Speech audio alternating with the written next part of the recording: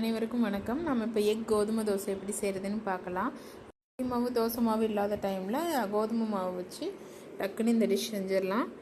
சிலர் எக்கெல்லாம் சாப்பிட மாட்டாங்க இல்லையா சில பிள்ளைங்க. அப்போ இந்த கோதுமை மாவோட சேர்ந்து கொடுத்தீங்கன்னா எக்கும் கொடுத்த மாதிரி இருக்கும், டிஷ்ஷும் டிஃப்ரெண்ட்டாக கொடுத்த மாதிரி இருக்கும். கோதுமை மாவு 1 கப் எடுத்துக்கிறோம். கொஞ்சம் அரிசி மாவு தேவையான அளவு, ஜஸ்ட் ஒரு 2 டேபிள் ஸ்பூன் இருந்தால் போதும். கொஞ்சம் தேவையான அளவு சால்ட் எடுத்துக்கிறோம். கோதுமை மாவு, அரிசி மாவு, உப்பு எல்லாத்தையும் இந்த மாதிரி நல்லா கலந்துக்கணும். தண்ணி கொஞ்சம் கொஞ்சமாக சேர்த்து இது மாதிரி நல்லா கலந்துக்கணும், கட்டி இல்லாமல் கலந்துக்கணும். அடுத்து 2 எக்கை சேர்த்துக்கிறோம். இதில் சேர்த்துட்டு நல்லா கலந்துக்கணும்.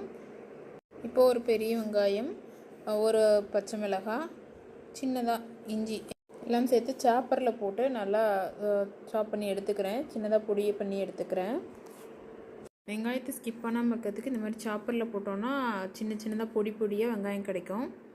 இப்போ சாப்பரில் போட்ட ஐட்டம் எல்லாத்தையும் எடுத்து மாவில் கலந்துட்டு நல்லா மிக்ஸ் பண்ணிக்கிறேன். மிக்ஸ் பண்ணிவிட்டு கொஞ்சம் மிளகாத்தூள், மஞ்சள் பொடி மட்டும் கலந்துக்கிறோம். கருவேப்பிலை, கொத்தமல்லி இருந்தால் சேர்த்துக்கோங்க.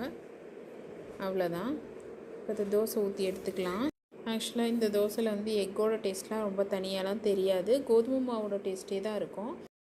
எப்போவும் ஒரே தோசையாகவே ஊற்றுறோம். கொஞ்சம் டிஃப்ரெண்ட்டாக டைப் பண்ணணும், அதே சமயம் மாவு இல்லை, கோதுமை மாவு தான் இருக்குன்ற டைமில் இந்த மாதிரி ட்ரை பண்ணி பாருங்கள்.